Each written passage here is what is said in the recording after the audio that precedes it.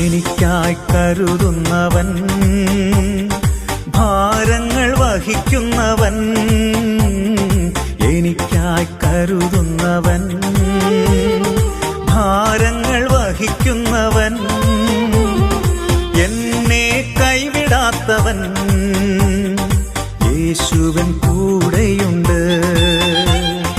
എന്നെ കൈവിടാത്തവൻ, യേശുവൻ കൂടെയുണ്ട്.